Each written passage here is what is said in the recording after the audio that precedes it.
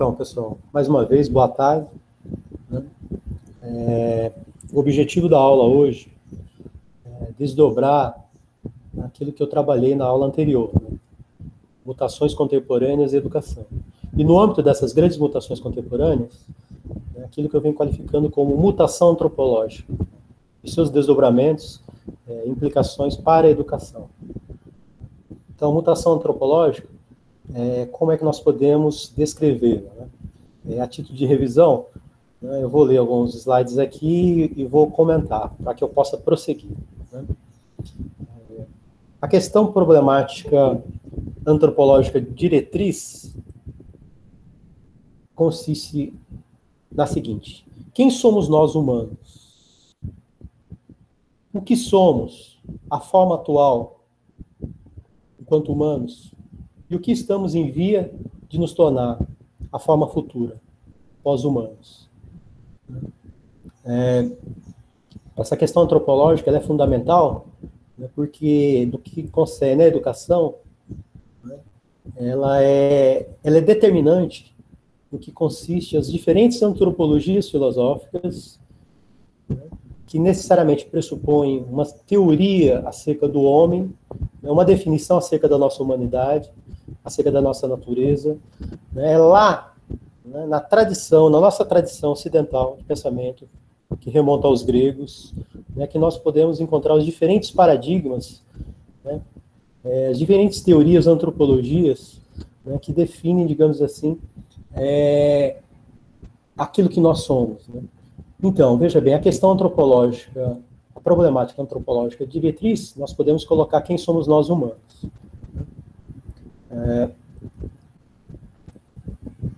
A formação humana e os fins da educação. Sabemos que a educação, saberes, teorias, práticas e políticas desenvolvidas nesse campo, historicamente encontram seus fundamentos e sua condição de possibilidade no humanismo. A exemplo do humanismo grego, a ideia, do humanismo cristão, do humanismo do Renascimento romano, né, com a Humanitas, e, fundamentalmente, né, o humanismo moderno, a Bildung alemã. O fato é que o humanismo, base de toda a educação ocidental, que se faz presente nas múltiplas antropologias filosóficas que animam os mais diferentes ideais e projetos de educação, agora se vê seriamente colocado em questão pelas ciências e tecnologias contemporâneas, que abrem possibilidades concretas de transformação da condição humana, das faculdades humanas, da ordem dos atributos humanos, assim como as condições para a produção de novos modos de existência, a exemplo da cibernética, da inteligência artificial, realidade virtual, engenharia genética, nanobiotecnologias. Assim nos vemos às voltas com a emergência do pós-humanismo, né, ou transhumanismo. A mutação antropológica que se anuncia é a seguinte: o humano é deslocado em favor do pós-humano, do transhumano, do além do humano. A intensa presença entre nós, do imaginário da ficção científica, nas pesquisas científicas, na vida real, de figuras híbridas, como ciborgues, robôs, androides, sintéticos, clones, parecem ser anunciadoras dessa mutação antropológica. Quais as implicações dessa mutação para a educação? Na passagem do humano ao pós-humano, transhumano além do humano, como a educação é afetada? Bom, até aqui, nenhuma novidade, né? O modo de anunciar a mutação antropológica, né, eu trabalhei na aula anterior, eu acho que nós podemos agora, né, desdobrar melhor, visualizar aí como a educação é afetada, né, se nós consideramos, né, esse devir tecnológico, essa abertura tecnológica, as possibilidades, né, de reconfiguração do humano, a exemplo do pós-humanismo, do transhumanismo, né, todo um campo teórico, prático, né, de produção de discursos, de saberes, de práticas, políticas, enfim. Então vamos lá. Antropologias filosóficas, definições do humano. O homem como ser vivo dotado de logos, a primeira antropologia filosófica, a primeira concepção acerca do homem, definição acerca do humano, daquilo que nós somos, nós podemos retomar os gregos, né, a grande definição, ser vivo dotado de logos, né, ou seja, O homem é um vivente, o ente que nós mesmos somos é um vivente, é um ser vivo, dotado de logos. Fala, linguagem, discurso. O logos, para os gregos, né, essa capacidade que nós humanos temos de articular sentido e significado.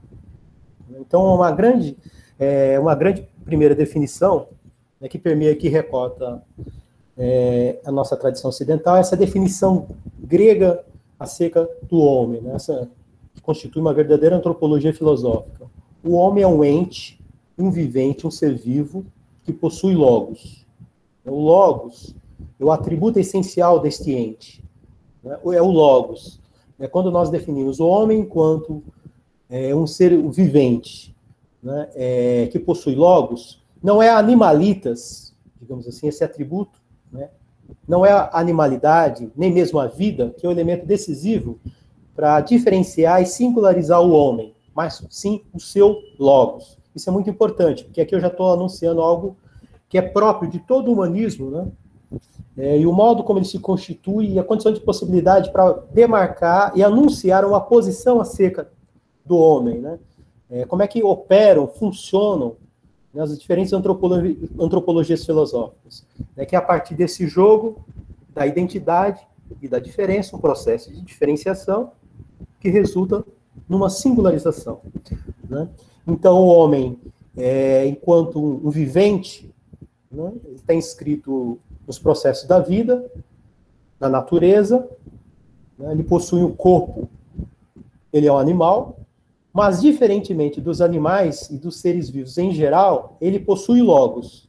Né? Esse é o elemento que diferencia a diferença em relação aos seres vivos em geral e ao próprio animal. Os animais são destituídos de logos, né? São destituídos de fala, discurso, linguagem e da capacidade de articular sentido e significado. Então, veja bem, né? Aqui nós temos, então, uma primeira definição, ok? Segundo a tradição, quando nós nos reportamos aos gregos. Né? Dessa definição deriva uma outra, que é a do animal racional, na racionalidade. Isso vai estar presente, fundamentalmente, em Tomás de Aquino, né, na filosofia, na teologia medieval, no pensamento cristão de um modo geral, na metafísica do cristianismo. A ideia de que nós possuímos uma alma racional e imortal, né, diz que um atributo essencial do ente que nós mesmos somos é possuir uma alma, né, ou seja, um atributo não sensível, não corporal, não material, portanto, suprassensível, né, que seria a razão, a racionalidade, né, que é responsável, entre outras coisas, pelo pensamento. Quer dizer, todos os nossos processos cognitivos, nossa capacidade de pensar, deve-se à racionalidade. Então, nós possuímos, e os gregos já afirmavam, né, uma alma racional. A racionalidade, né, é responsável pelo pensamento, por essa capacidade singular, né, digamos assim, do ser humano. Né? Mas essa grande representação, que vai cortar toda a nossa tradição ocidental, né, também está presente, né, do ponto de vista quando nós consideramos, né, essa antropologia, digamos assim, ou essa metafísica do cristianismo, né, uma antropologia, uma teologia acerca do homem, né, a partir do esquema da criação. Né, o homem como criatura de Deus, ou seja, em meio à totalidade dos entes, né, criados, né, nós nos reconhecemos enquanto uma criatura, nós somos algo criado, assim como a totalidade da natureza, dos seres vivos em geral. Né? Então, nessa relação entre o Criador e a criatura, né, nós somos algo criado, um ente criado por Deus. Então, nós possuímos uma razão, somos seres racionais, uma racionalidade, mas também possuímos uma alma imortal, uma imortalidade. Né? Então, nós vamos desenvolver isso mais à frente um pouco, mas um elemento importante aqui é justamente, né, nesse jogo de identidade e diferença, né, a semelhança dos animais, né, das demais criaturas, da natureza em geral, dos seres vivos, dos viventes. A gente pode dizer que nós possuímos um corpo, um organismo, o atributo vida, né, mas, diferentemente dos outros entes, das outras criaturas, nós possuímos essa alma, né, racional. Nós possuímos uma racionalidade que não é perfeita, que não é onisciente, onipotente, mas nós somos seres racionais. E possuímos, né, esse atributo essencial que seria da imortalidade, né, numa referência a Deus. Então, nós temos Deus, o grande Deus cristão, que é imortal, né, que é o grande Criador, o incondicionado, o Criador das criaturas, onisciente, onipotente, o grande Criador. Mas em relação a esse ente superior, maximamente elevado, né, nós somos seres finitos, mortais, embora racionais, mortais enquanto entidades biológicas orgânicas, mas acreditada a nós a possibilidade da imortalidade, em função da nossa alma.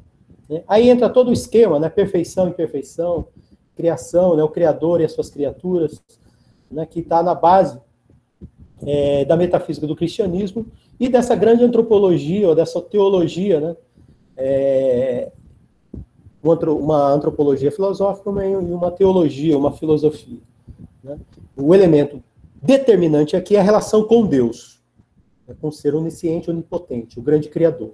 Vocês percebem? Quer dizer, o elemento, né, que nos singulariza está necessariamente em relação ao Criador, diferentemente, né, da concepção grega, né, que diz, quer dizer, o elemento que nos singulariza, que nos define, né, a nossa essência, podemos dizer assim, consiste no Logos, quer dizer, um Deus, o Criador, não é acionado, ele não é mobilizado.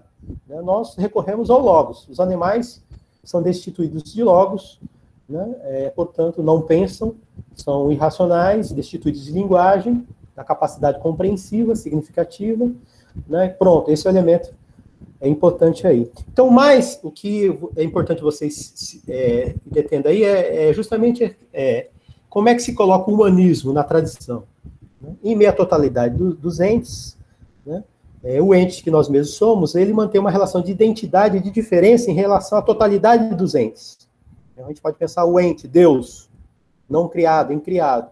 Né? Nós mantemos uma relação com o Criador, certo? Em termos de imortalidade, eternidade, e por aí vai, onisciência, onipotência.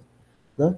Mas o importante é sempre, né, de que o humanismo ele pressupõe um conjunto de atributos que expressam determinadas capacidades, né, e é nessas capacidades, nesses atributos que nós encontramos a nossa essência, que expressa a nossa verdadeira humanidade, digamos, aquilo que nos torna humanos, sempre recorrendo a um atributo.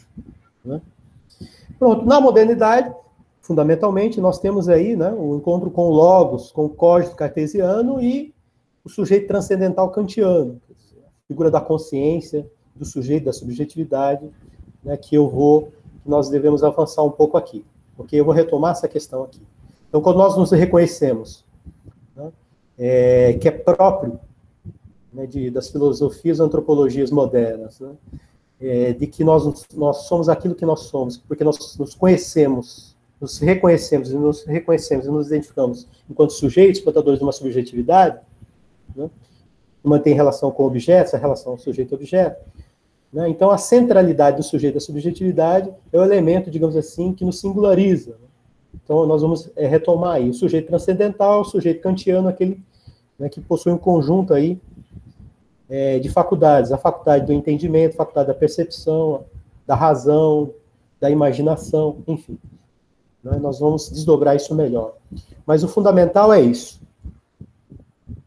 As antropologias filosóficas se autodefinem a partir do momento em que elas mobilizam determinados atributos, logos, a razão, faculdades, né, que expressam determinadas capacidades, né, que seriam próprios de nós humanos. Né?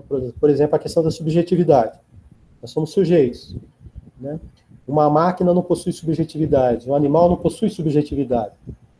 Não é um sujeito.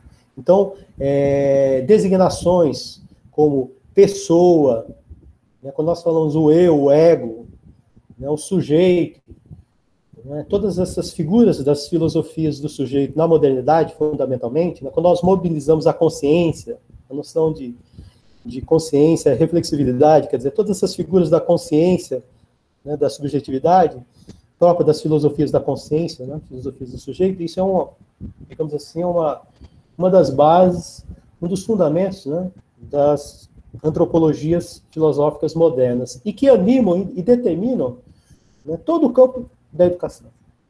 As teorias da educação, as filosofias da educação, teorias no campo da psicologia, da sociologia, né, necessariamente, digamos assim, pressupõe essa figura do sujeito, da subjetividade. Certo? Avançando. Né? Um pouco aqui.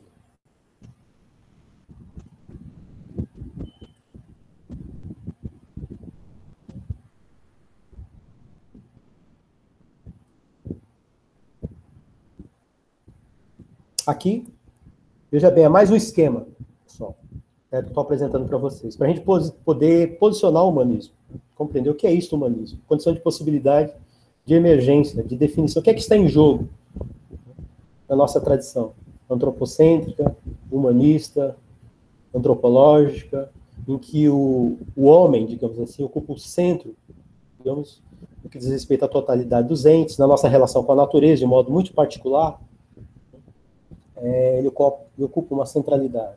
O humanismo, antropologias filosóficas e suas derivações. Né? O ser vivo dotado de logos, concepção grega, acerca do homem, o vivente dotado de linguagem, né? Designações, né? Compreensões, né? Do homem enquanto animal político, lá em Aristóteles, né? Nos gregos, né? Do animal social, quer dizer, a vida social, a polis, a política, quer dizer, o exercício da política, né? É a prática política, né?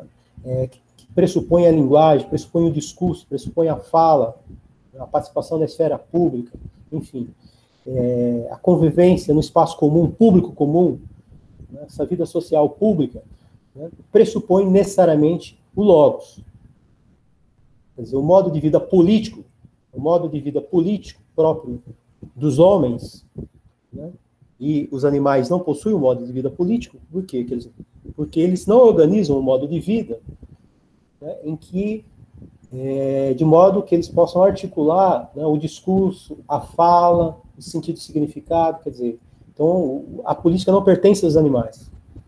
Não pertence aos animais, porque a condição para o exercício da política, da vida política, é o logos. Mais uma vez, para enfatizar a importância, por exemplo, para os gregos, né, dessa articulação entre o logos e a vida política. Né? Quer dizer, o modo de vida filosófico, teorético, a filosofia, a metafísica, pressupõe o logos. Sem logos não existe vida política, sem logos não existe vida filosófica, modo de vida filosófico, modo de vida especulativo.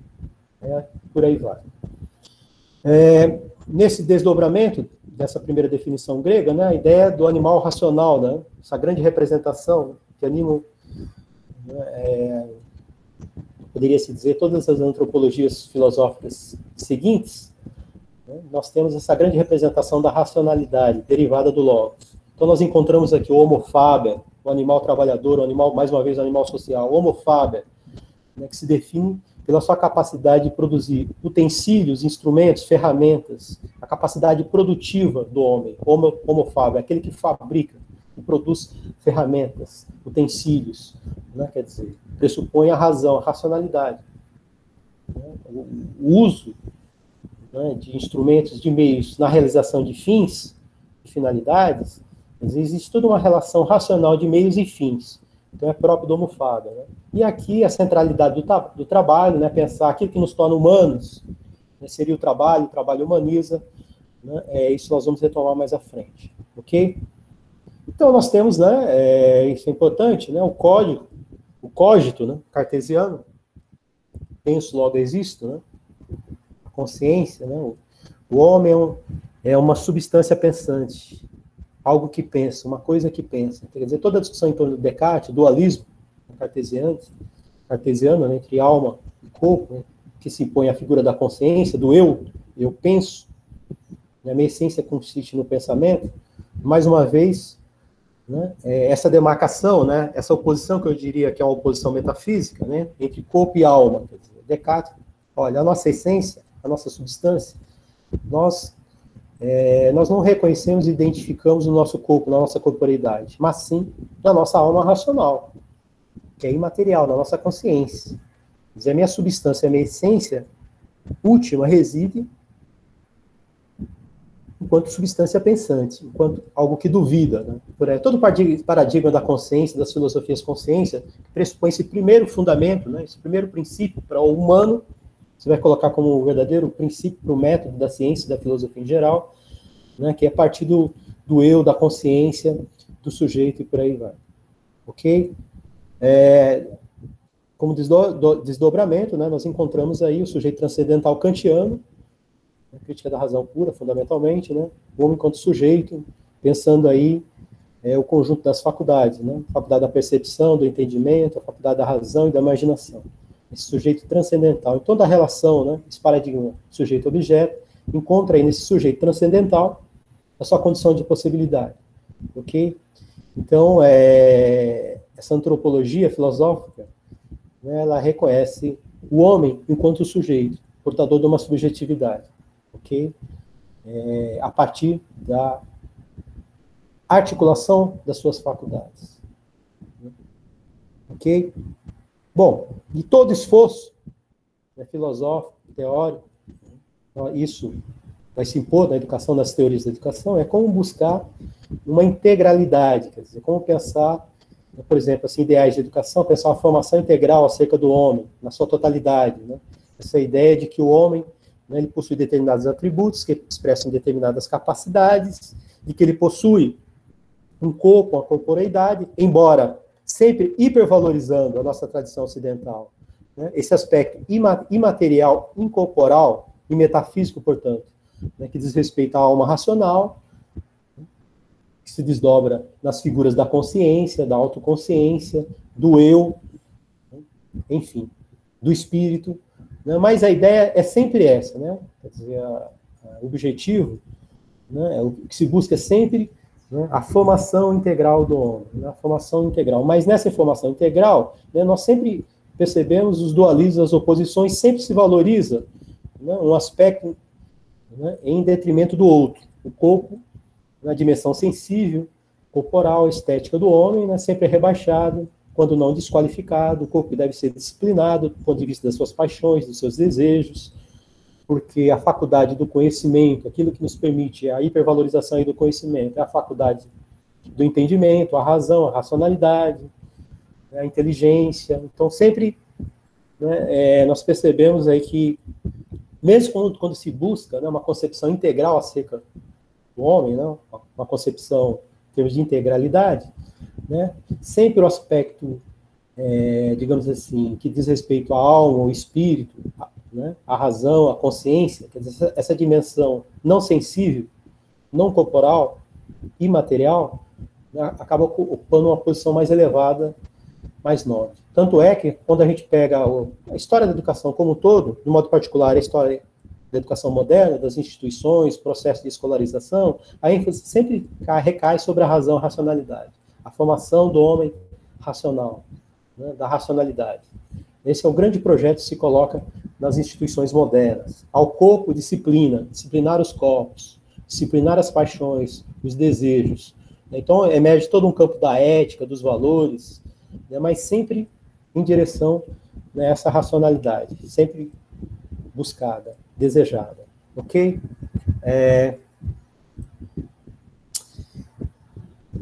Bom, pessoal, eu vou me ater um pouco aqui, nesse ponto, né, procurando alguns desdobramentos, no filósofo alemão, que vocês devem conhecer, é Martin Heidegger, filósofo alemão, que é o autor, a sua obra capital, central, é o autor de Ser e Tempo. Eu acho que esse autor, ele trabalha não apenas em Ser e Tempo, mas durante toda a sua obra, seus escritos, seus seminários, ele está sempre preocupado, né, em buscar, digamos assim, problematizar, desconstruir, né, o que ele chama de antropologia tradicional, ontologia tradicional. As diferentes ontologias ou antropologias que, entre outras coisas, sempre pressupõem um conceito acerca do homem, né, uma definição acerca do homem, quer dizer, a questão acerca da essência do homem sempre está em jogo, né, nessas diferentes antropologias né, que ele chama de antropologia tradicional, diferentes ontologias que ele reconhece na nossa tradição ocidental, né, que sempre pressupõe uma definição acerca do homem. Eu vou me ater brevemente aqui em Heidegger, mas eu acho que é um grande auxílio dentro desse nosso contexto aqui. Em Ser e Tempo, Heidegger observa que nas origens relevantes para a antropologia tradicional, a definição grega do homem como ser vivo dotado de logos, na posterior interpretação do ser do homem como animal racional, e no paradigma teológico, o homem como criatura de Deus, atestam que, ao se determinar a essência deste ente, a questão do seu ser for esquecida. Ao invés de questioná-lo, o homem, do ponto de vista do seu ser, concebeu-se o ser do homem como evidência, né, como algo evidente, no sentido de ser simplesmente dado junto às demais coisas criadas. Quer dizer, de que os atributos desse ente, né, que expressam suas capacidades, né, é algo mais do que evidente. Né? E o Heidegger, ele questiona, né, que há um impensado aí, a ausência de reflexão, né, de questionamento, né, nessas diferentes antropologias filosóficas, por exemplo, que animam a nossa tradição, a nossa antropologia, que ele chama antropologia tradicional. Ok? Essas duas vertentes se entrelaçam na antropologia moderna com o ponto de partida metodológico nas res cogitans, no cogito cartesiano, da consciência, acrescido do conjunto das vivências, posterior, Russo, a fenomenologia, né, filosofias da vivência. Na medida, porém, em que essas determinações da essência do homem permanecem ontologicamente indeterminadas, sendo, portanto, tornadas implicitamente como algo evidente e dado, portanto, naturalizado, cujo ser não suscita nenhuma questão, nenhum questionamento, a problemática antropológica fica indeterminada quanto aos seus fundamentos ontológicos decisivos. Então, veja bem, o Heidegger, né, o que ele está argumentando aí, que, embora essas diferentes antropologias filosóficas que nós podemos observar, identificar, reconhecer na nossa tradição ocidental, estejam corretas, né, mais corretas para Heidegger não significa ser suficientes. Né, digamos assim, elas não aprofundam os seus próprios fundamentos, no sentido de reconhecer aquilo que pode haver de problemático, né, nessas definições, né, nessas que acabam se desdobrando, né, em grandes teorias acerca de nós mesmos, né, enquanto humanos, da nossa humanidade, natureza humana e por aí vai. Então, o Heidegger, ele quer aprofundar os fundamentos, né, que dão sustentação a essa tradição. Aqui eu não vou avançar muito com Heidegger, mas o importante para nós, desse culto, ao mesmo tempo, né, desse extenso parágrafo, né, é a síntese que o Heidegger faz, que nos ajuda a desdobrar melhor aquilo que eu venho apresentando, que eu apresentei anteriormente, de modo bastante esquemático. Né? E deixa eu avançar um pouco aqui, com Heidegger.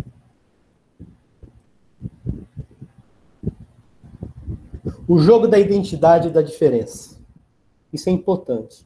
Quer dizer, a condição de possibilidade da definição do homem, de uma antropologia filosófica, de uma teoria acerca do homem, né?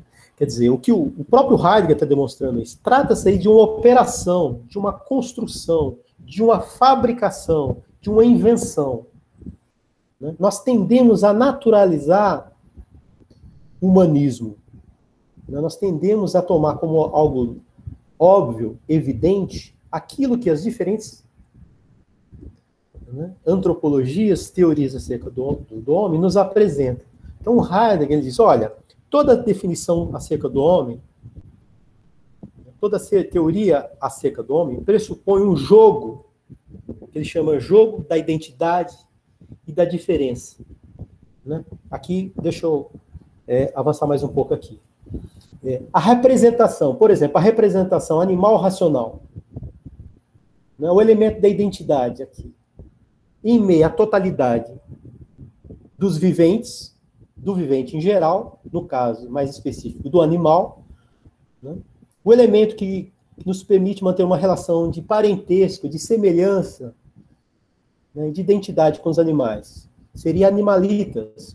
Na definição animal racional, nós nos reconhecemos enquanto idênticos aos animais. Somos animais, porque estamos inscritos na natureza, né? Estamos sujeitos aos processos naturais, possuímos um organismo, um corpo, somos um vivente. Então, o Heidegger ele vai dizer assim, nesse jogo da identidade e diferença, né, o elemento identitário, não, o elemento da identidade, não é um elemento ou critério para se chegar a uma definição acerca do homem. Não é aquilo que nos singulariza, que nos define enquanto tais. Não é a animalidade, animalitas, não é o nosso corpo, não é a vida, o ser vivo. Mas a diferença específica. Lembra os gregos? O logos, ou a razão, a racionalidade. Então, os animais são irracionais, destituídos de logos, destituídos de racionalidade. Certo? Ou seja, aí está demarcada a diferença entre humanos e não humanos, entre o homem e os animais em geral. Vocês percebem? Ou seja, há todo um jogo aí, um processo de diferenciação, né, em que demarca, né, o campo das identidades e o campo das diferenças. Somos animais, mas, para além dos animais, possuímos um atributo que os animais não possuem, que é um logos, uma razão, uma racionalidade. Então, vocês percebem? Né? O homem, ele se essencializa, é isso que o Heidegger chama de essencializar em seu ser. Né? Quer dizer, ele se constitui, se reconhece a partir desse atributo que ele reconhece em si mesmo e desconhece e não reconhece nos outros entes. Então, há uma operação aí, né, de identidade e diferença. A nossa diferença específica é o que nos singulariza e, portanto, define a nossa humanidade. Percebe? Isso é muito importante, é muito importante. Certo? Por que a educação vai privilegiar os processos cognitivos, a cognição, a inteligência, a razão? Né? Você observa, pode pegar a história da educação. Quer dizer, o corpo sempre jogado, está posto para o segundo plano, não só o corpo, né? Disciplinas como as artes, de um modo geral, a dança, né? Todas as disciplinas que se ocupam, né? Pode pensar o teatro, todas as práticas, as disciplinas, digamos assim, que estão mais vinculadas ao sensível, à corporeidade, são rebaixadas, são desqualificadas. Né? Por que nós temos e damos uma hipervalorização à matemática, aos cálculos? Né? O valor da matemática, o lugar que ocupa a matemática, né? No campo das ciências da cognição, a importância, quando diz as questões que dizem respeito ao conhecimento, ensino, aprendizagem, o que é relevante, na ordem das prioridades. A gente pega as diferentes teorias no campo da educação, sempre o objetivo diz respeito à cognição, os processos cognitivos, a inteligência, a razão e o corpo. Né? O corpo está ali para ser disciplinado, domesticado, rebaixado, qualificado. Né? Sempre a desconfiança em relação às paixões, os desejos, né? Um elemento intempestivo, né? Do corpo, a indisciplina do corpo, bom, a indisciplina das crianças e por aí vai. Ok? Só para desdobrar e articular um pouco com a educação. Então, é muito importante para nós isso aqui, né? O humanismo, a possibilidade do conceito do homem, de uma definição, uma autocompreensão acerca do homem, a possibilidade de uma antropologia filosófica, né, pressupõe uma demarcação em relação a não-humanos, humanos e não-humanos. Eu não defino humano se eu não demarcar uma diferença em relação a não-humanos. Quer dizer, a máquina, enquanto instrumento, né, enquanto um utensílio, uma ferramenta, enquanto um domínio do artificial, né, é destituída de racionalidade, de logos, de linguagem, de inteligência, né, porque só o homem pensa. Né? Os animais são destituídos de logos, de uma alma racional, de uma alma imortal, de linguagem, capacidade de articular sentidos e significados. Então, quer dizer, o animal circunscrito ao campo da animalidade, né, animalitas, né, é rebaixado. Então, você tem aí todo um jogo, né, na hierarquia, né, em meio à totalidade dos entes, o homem, aí isso ocupa uma posição mais nobre, mais elevada, isso é antropocentrismo, quer dizer, o homem, o antropos, no centro da totalidade dos entes, ocupando um espaço muito especial, né?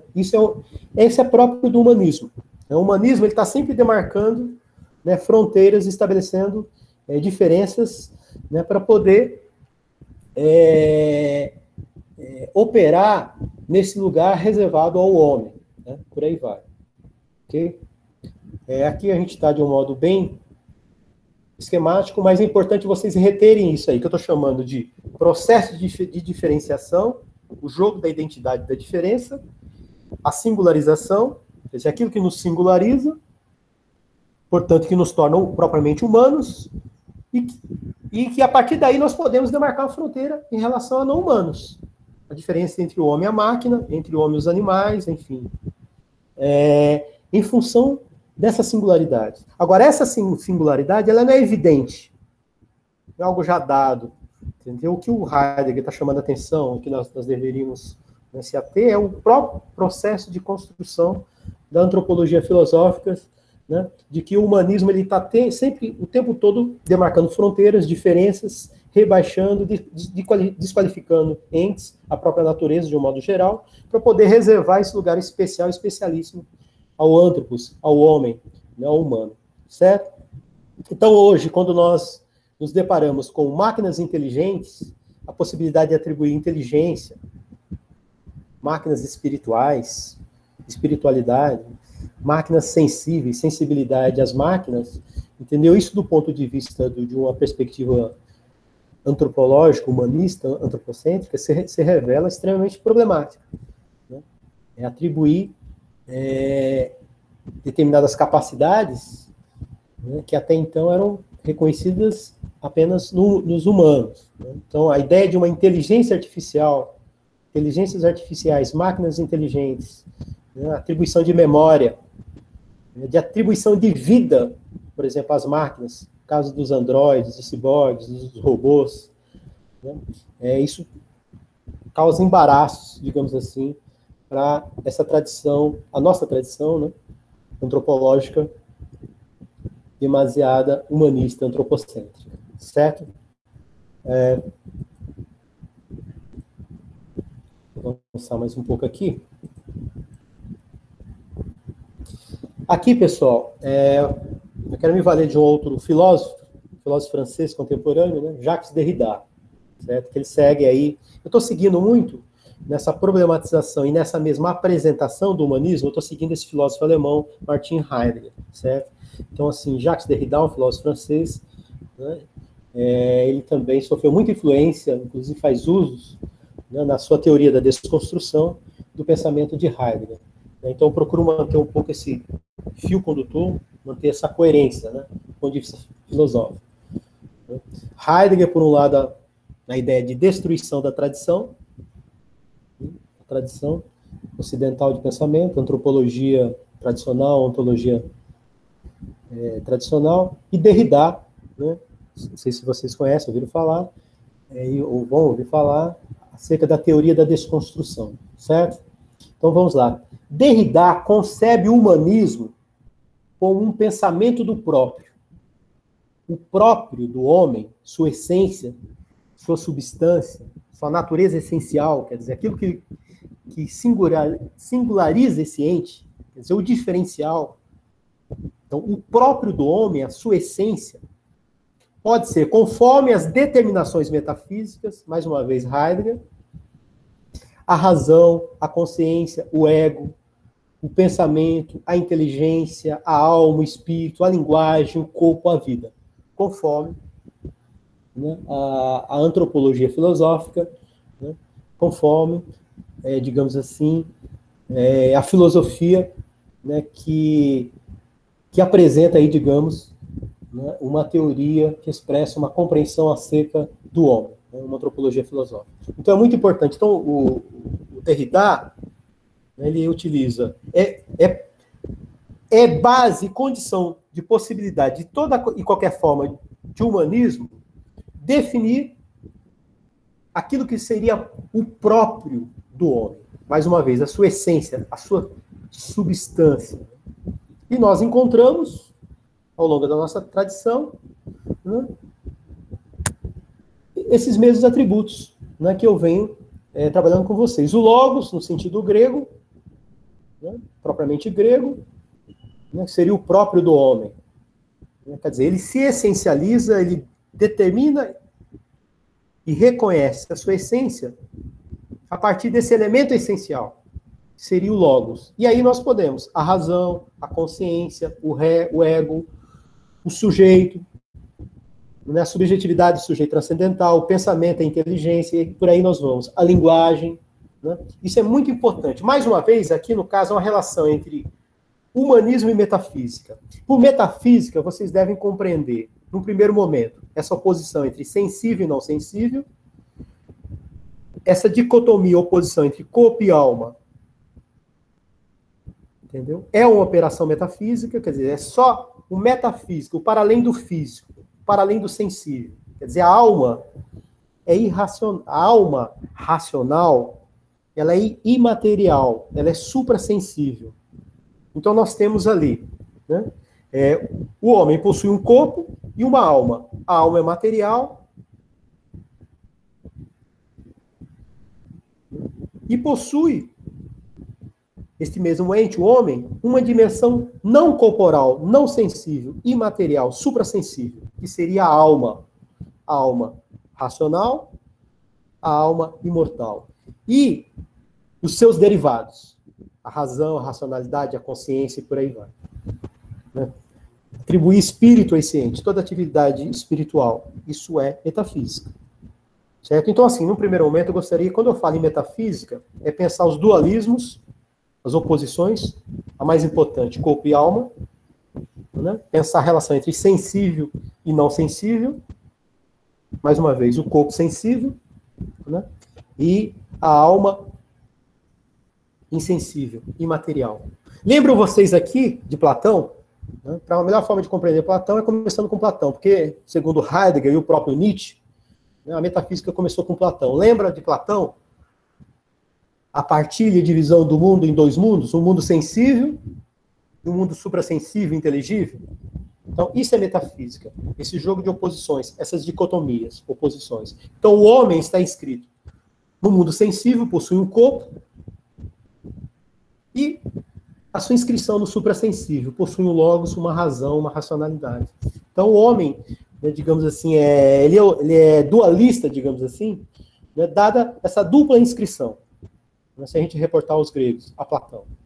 Só que, né, entre uma alma racional e um corpo físico material, né, a parte mais nobre, mais elevada, evidentemente, que segundo os gregos, é o logos, é a razão, a racionalidade. Toda a nossa tradição opera a partir dessas dicotomias, dessas oposições, né, e até hoje a gente observa isso no campo das ciências, ciências e tecnologias, isso está presente nas ciências contemporâneas, né, permeia, atravessa todo o campo da educação, teorias da educação, a psicologia da educação, nem se fala. As teorias acerca de relações de ensino-aprendizagem, as fases de desenvolvimento, né? Enfim, a gente vai ter a oportunidade de retomar isso. Né? Então, isso é muito importante aqui para nós. Né? Então, o que eu estou chamando a atenção, metafísica, é esse jogo das oposições, essas dicotomias, né? E chamo de metafísica a própria operação, né? A partir desse jogo de identidade e diferença, quer dizer, a metafísica é condição de possibilidade de definição de todo o humanismo.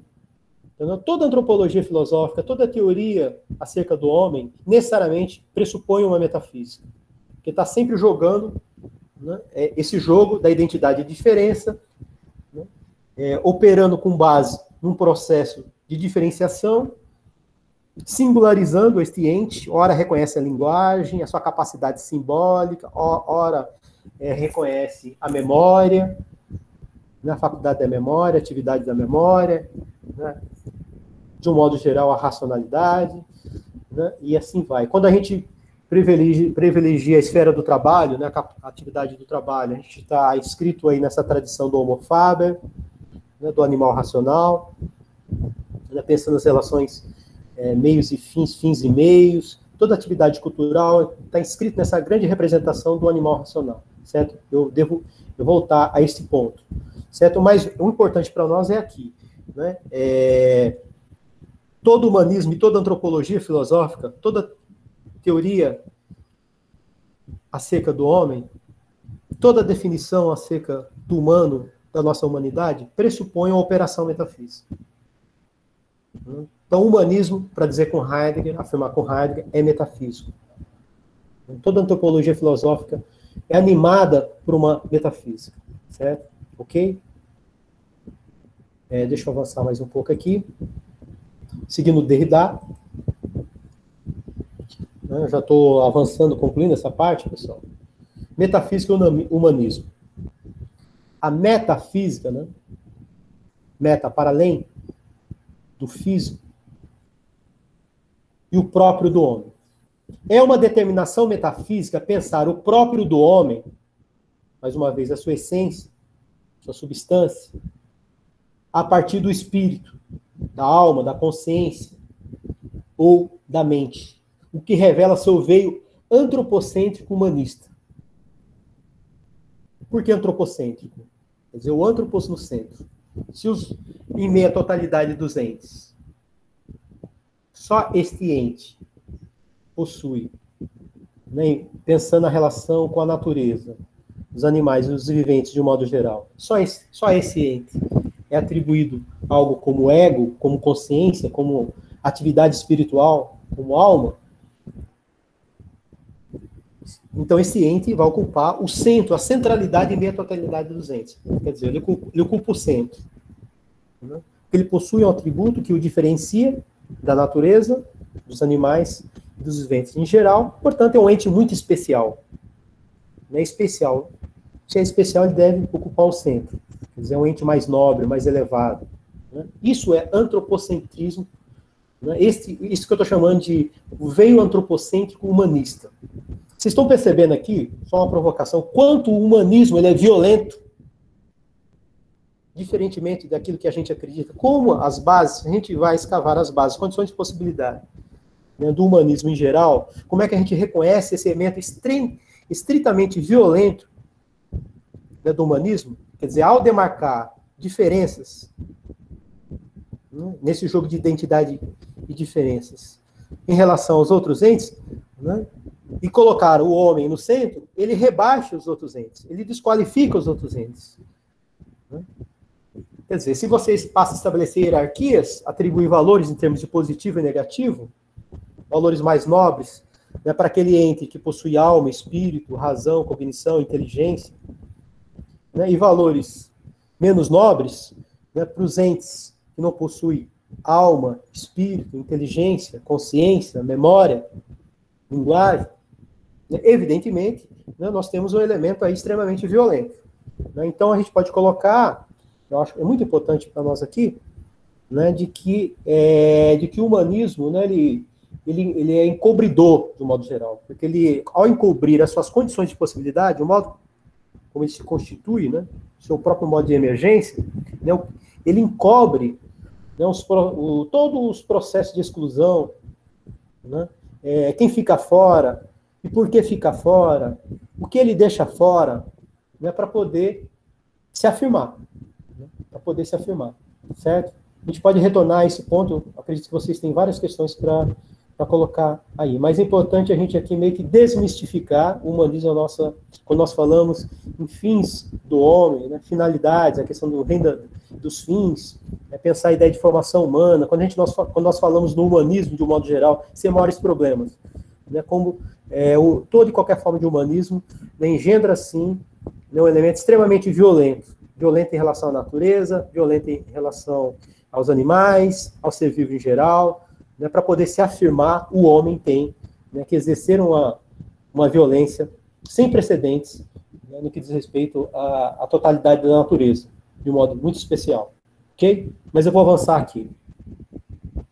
É uma determinação metafísica pensar o próprio do homem a partir do espírito, da alma, consciência ou da mente, que revela seu veio antropocêntrico humanista. Desde o antropocentrismo grego, sua ênfase no logos, passando pela antropologia teocêntrica, com a ascese cristã da alma e o domínio sobre o corpo, chegando ao código cartesiano, eu penso, logo existo, assumida com todas as suas consequências pela ciência contemporânea, essa determinação metafísica nos condicionou a pensar o homem, entre aspas, né, dualisticamente. E dentro dessa oposição, o valor nobre e supremo sempre foi reservado à parte espiritual, psíquica,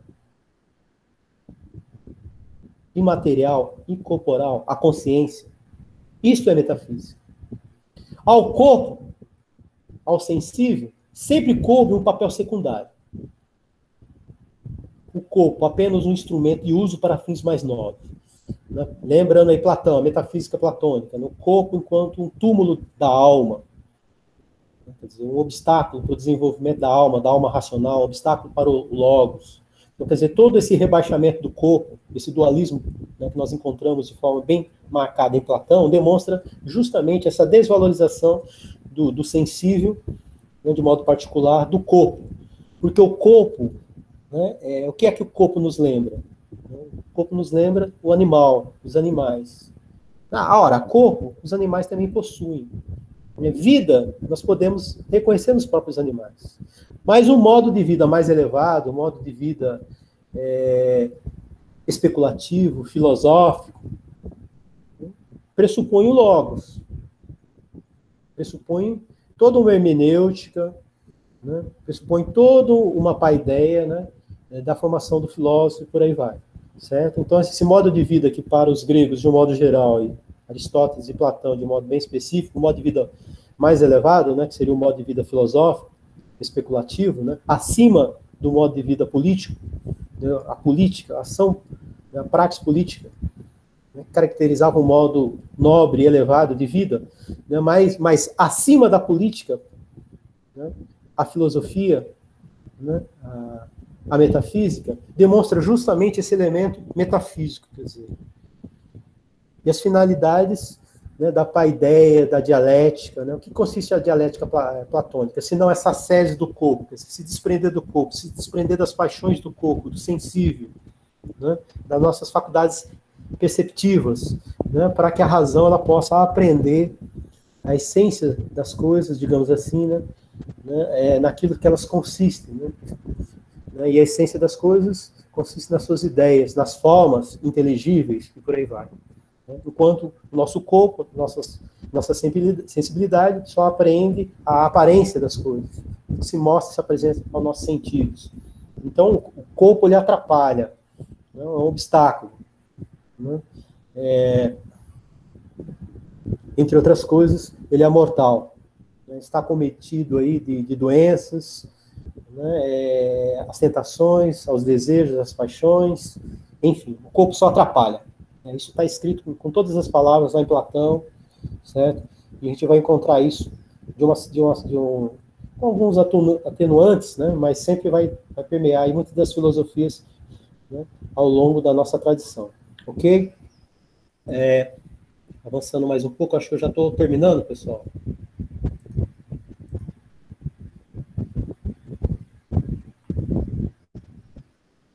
Bom, assim, chegando, né, mais para o final, né, dessa primeira exposição, então a definição para o humanismo, né, assim, no sentido mais amplo. Em um sentido muito geral, amplo, podemos dizer, a partir de Heidegger, né, em seu texto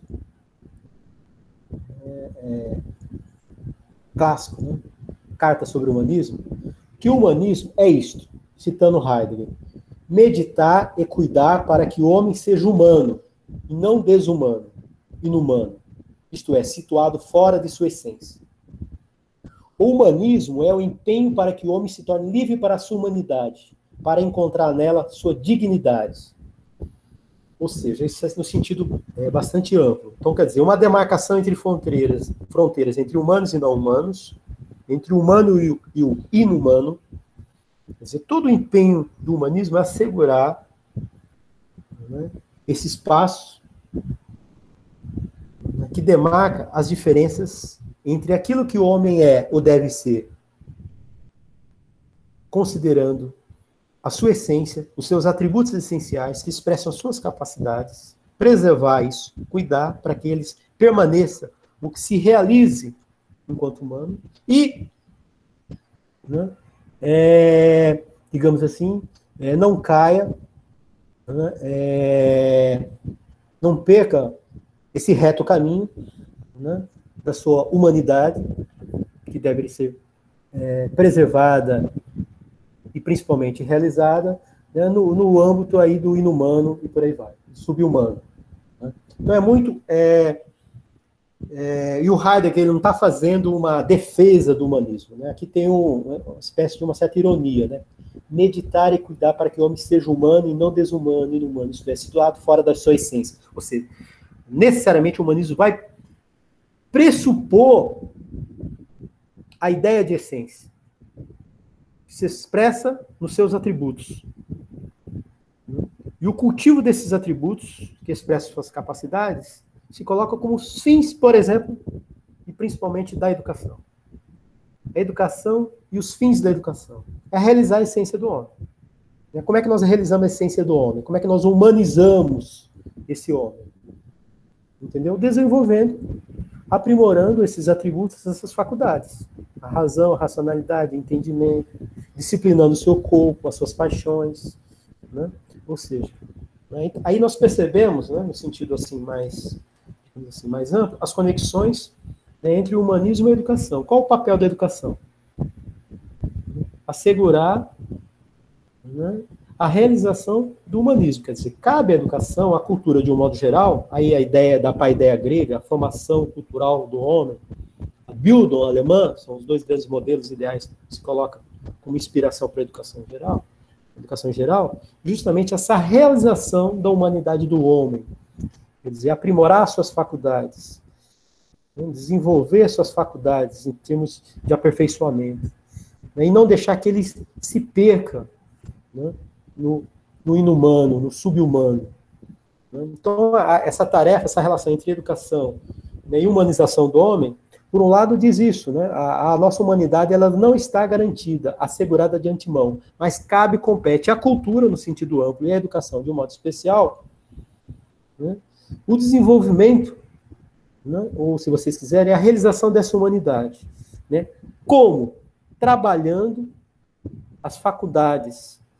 Né? As faculdades, né, que tem uma relação, né, a gente poderia colocar íntima, ou mesmo imanente, com os atributos propriamente humanos. O atributo está lá. Certo? Possuímos logos. O atributo está lá, possuímos razão, uma alma racional. O atributo, mas esses atributos, né, de antemão, não asseguram a nossa humanidade. Então, o logos ele precisa ser desenvolvido, aprimorado a partir de uma hermenêutica, né, de uma dialética. Nessa razão, essa racionalidade, esse conjunto das faculdades desse sujeito transcendental, né, cabe à educação. Kant tem um texto, né, bem explícito sobre isso. O papel da educação é o aprimoramento dessas faculdades.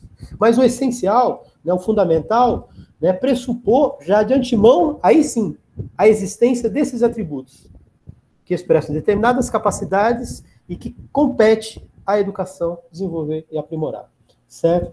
De um modo geral, nós vamos estar recorrendo, né, àquilo que eu já venho anunciando aqui, mas eu acho que nós temos assim, um quadro, um cenário bastante interessante aqui.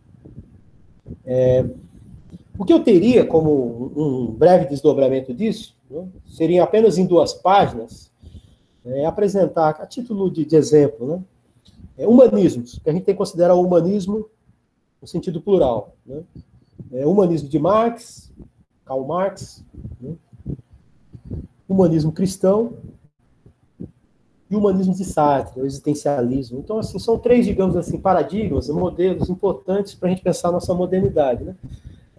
Eu tenho um breve texto aqui, são 2 páginas, eu vou ler essas 2 páginas e eu encerro, então, essa minha apresentação inicial. Certo? Eu não sei se eu vou conseguir aqui acionar essa...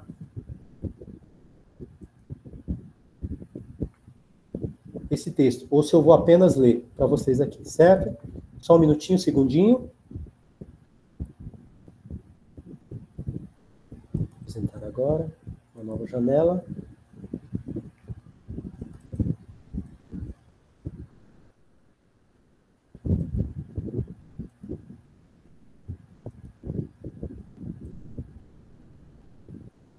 Eu não estou conseguindo acionar aqui a janela do texto, certo? Mas somos só apenas 2 páginas. Eu vou ler para vocês, certo?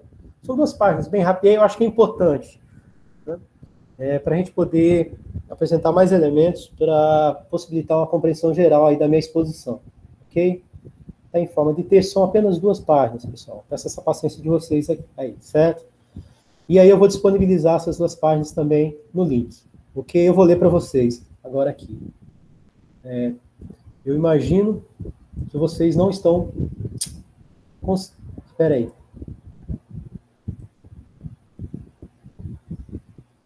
Eu acho que eu estou conseguindo aqui. Pessoas. Pronto, pessoal. Estou compartilhando as páginas aí, ok? Certo? Paciência um pouquinho que eu estou tentando... como é que eu diria?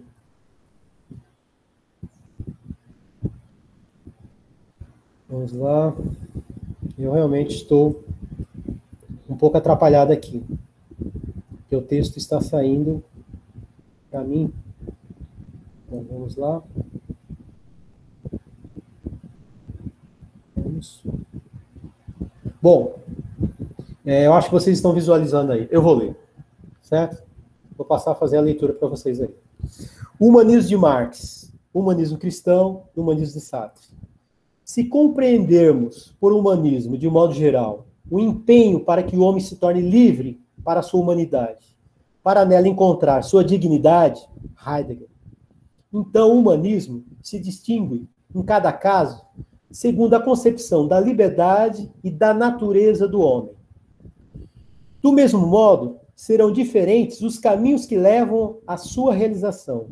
Daí o humanismo de Marx, o humanismo cristão e o humanismo de Sartre. Mas de onde, como, contudo, se determina a essência do homem? Marx, segundo Heidegger, exige que o homem humano, a humanidade do homem, seja conhecido e reconhecido. Ele encontra esse homem na sociedade. Para ele, o homem natural é o homem social.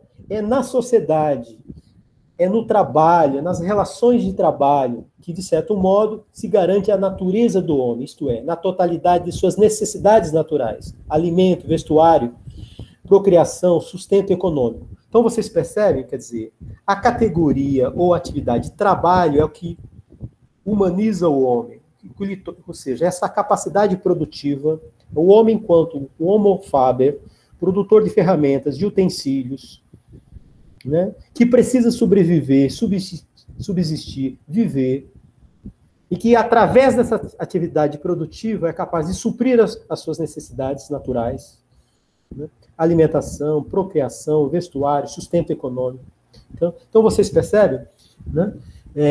Nós temos aqui, isso segue o fio condutor daquela grande representação acerca do homem, né, do homem enquanto animal racional. Ou seja, é o trabalho, a atividade produtiva do homem, né, que o torna humano. A humanidade do homem, né, ela deve ser reconhecida na sociedade, nas relações sociais, né, que se dão em torno do trabalho, o modo de organização do trabalho, nas suas relações com as forças produtivas. Né? Então, vocês percebem aí a essência do homem, né, entre aspas, né, é que o homem, ele se constitui no seu ser, ele vai determinar a sua humanidade, vai se fazer enquanto humano a partir da atividade do trabalho. Basicamente, a síntese é essa. Já o cristão, segundo Heidegger, né, vê a humanidade do homem, a humanitas do homo, na sua delimitação, relação frente a deitas, a Deus. é o homem da história da salvação empenhado na salvação da sua alma. O homem não é deste mundo, na medida em que o mundo concebido aqui nada mais é que uma transição provisória para o além. Nós temos vários elementos aqui. O mais importante é essa relação, né? A gente pensa primeiro, o Criador e a criatura, esse ser, quer dizer, como é que se chega a uma definição, a uma antropologia, ao humanismo cristão, pressupondo uma relação com Deus, com um ser transcendente a ele. É um ser, né, transcendente, superior, mais nobre, um ser que é pensado em termos de perfeição, né, o Criador e o homem enquanto uma criatura. Né, e todo o esquema da salvação. Né, pensa no pós-mundo, a imortalidade da alma, enfim.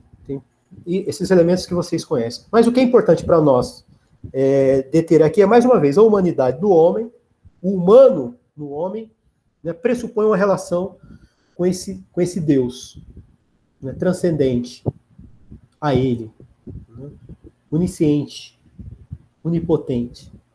Ok? Se o homem possui uma razão, uma racionalidade, né, mas em relação a esse Deus onisciente, né, ele é finito. Ele é finito do ponto de vista da sua razão, da sua racionalidade. Certo? A questão da imortalidade, da salvação da sua alma, toda a sua vida, né, modo de vida, seus comportamentos, toda a ética, sua moral, é visualizando, né, a salvação da sua alma. Né? Então, todos os elementos que vocês conhecem aí do cristianismo, da metafísica do cristianismo, né, estão presentes aí. Ok? Então, Marx, o trabalho, a vida em sociedade, né, as relações sociais com o trabalho, as forças produtivas, ok? O cristianismo, relação com Deus, né? O esquema da criação e da salvação da alma. O humanismo, cristãos pressupõe uma relação necessária com Deus, com esse ente transcendente. Já Sartre, em O Existencialismo e o Humanismo, cita Dostoiévski, para quem, se Deus não existe, ou se Deus morreu, né, tudo é permitido. Vocês lembram dessa marca? Deus morreu, tudo é permitido. Olha, se Deus não existisse, tudo seria permitido. Para aí situar o ponto de partida do existencialismo. Na ausência do Deus, onisciente e onipotente, né, a questão que diz respeito à liberdade do homem, né, e o existencialismo vai identificar a essência do homem na sua subjetividade, numa relação com a sua liberdade. Né? O homem é livre, né? Quer dizer, essa liberdade ela se impõe a partir do momento que reconhece, né, a inexistência de um Deus. Não há um ente transcendente exterior a ele. Né? Por isso a ideia, olha, se Deus morreu, tudo é permitido. Ou se Deus não existisse, tudo seria permitido. Ou seja, o homem é aquilo que ele faz de si mesmo. Né? É o projeto de si mesmo. É um projeto. Né? Então é muito importante aqui. Né? Ora, se Deus não existe, há pelo menos um ser no qual a existência precede a essência. Um ser que existe antes de poder ser definido por qualquer conceito. E que esse ser é o homem. Quer dizer, a existência concreta do homem, né, antecede ao postulado da essência. Este ente não possui essência ou natureza essencial. Mas enquanto um sujeito, uma subjetividade, é livre para determinar a sua essência, ou seja, definir um projeto. Né? Então, esse jogo, a existência precede a essência, né, no sentido de que a sua existência enquanto homem, portador de uma subjetividade, portanto, de uma liberdade, né, é capaz de realizar diferentes projetos. Não precisa esperar pela existência de um ser transcendente e no caso, absolutamente inexistente, um Deus. Ou seja, por aí a ideia de Sartre, né, que a liberdade é um fado. Quer dizer, eu estou no mundo, enquanto lançado, projetado no mundo, eu não tenho desculpas. Não tem desculpas. Não existe um além, um pós-morte. Não existe um Deus que eu posso responsabilizar. Entendeu? Eu não posso... Enfim, tem toda uma discussão em torno do existencialismo que a gente não compete fazer aqui, mas isso é importante. né? Mas vocês percebem aí o elemento antropocêntrico, né? O homem no centro, né? Enquanto sujeito, portador de uma liberdade, capacidade de realizar todos os projetos, ele é aquilo que ele faz de si mesmo, né? Então tem todo o discurso aí Sartre, do existencialismo. Mas é muito importante que nós estamos aí no campo da filosofia transcendental, da subjetividade, do sujeito kantiano, a gente está aí nessa atmosfera de Descartes, penso, logo existo, do cógito cartesiano, né, das figuras aí da consciência, do eu, e do sujeito transcendental kantiano. Né? Então a gente está bem aí na modernidade, né? Enfim. O existencialismo é um desdobramento, digamos, assim como o marxismo, né? Desse sujeito cartesiano, desse sujeito kantiano, ou seja, a centralidade do homem, compreendido enquanto sujeito, e por aí vai. Resguardando aí as suas diferenças entre existencialismo e marxismo, mas o fundamental aí é a centralidade do anthropos, compreendido enquanto um sujeito. Ok? E a presença da história. Se ele não possui essência, mas o que deve ser pressuposto é a existência do homem pressupõe uma história. Né? As condições materiais, condições objetivas da vida, né? O jogo que se dá, as relações de poder e por aí vai. O fato é que ele está inscrito na história, certo? Na história.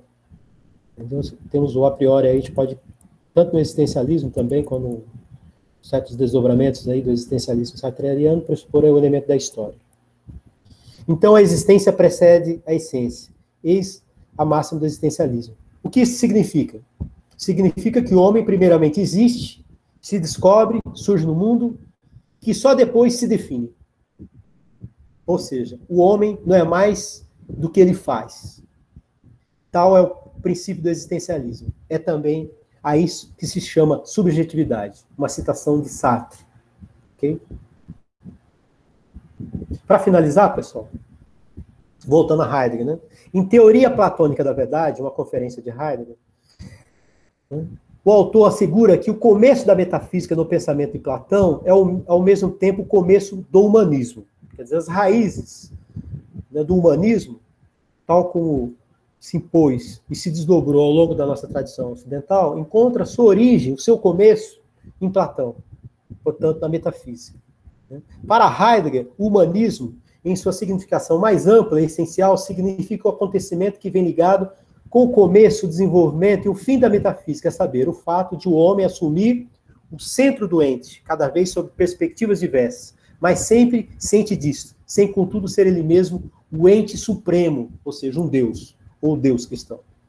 O homem significa aqui, ora, uma humanidade, ou a humanidade, ora, o indivíduo, ou a comunidade, ou o povo, ou o grupo de povos.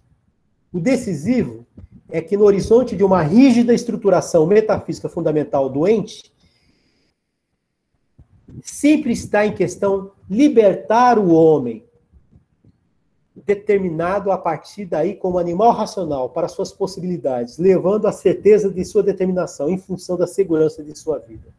Né? Evidentemente, tem vários elementos aqui que a gente deveria esclarecer, desdobrar melhor, mas que não vem ao caso. Né? O que o Heidegger está demonstrando aqui é, mesmo quando nós consideramos o indivíduo ou indivíduos, um grupo, povos, comunidades, né? O que é próprio do humanismo, né? É este ente assumiu a centralidade dos entes. Em meio à totalidade do ente, sempre a gente vai ter uma comunidade, um povo, uma nação, né, um indivíduo ou grupos de indivíduos, né, se colocando no centro. Né? E aí a gente pode posicionar as finalidades da educação, as finalidades políticas, as mais diversas, né? Enfim, as práticas políticas, né, o universo das práticas culturais e por aí vai. Ok? Bom, só para fechar, última citação de Heidegger. Segundo Heidegger, isso acontece pela cunhagem de uma postura ética.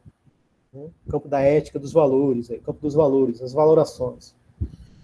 Como a redenção da alma imortal, como o desenvolvimento das forças criativas, com o aperfeiçoamento da razão, como cuidado da personalidade, como despertar do senso comum, como disciplina do corpo, ou como acoplamento adequado de um ou de todos esses humanismos. A cada vez traça-se um círculo determinado metafisicamente ao redor do homem, em sua órbita mais ampla e mais restrita. Com a consumação da metafísica, também o humanismo, ou dito de maneira grega, a antropologia, né, é impelido para posições extremas, o que significa igualmente incondicionais. Enfim, era isso que eu teria para apresentar para vocês, pessoal, como exposição, né, de um modo que nós possamos abrir uma discussão e até eu acho que nós temos elementos aqui para estar retomando, né, nas próximas aulas, certo? Ok? Então, veja bem, nós temos aqui, né? Deixa eu ver aqui.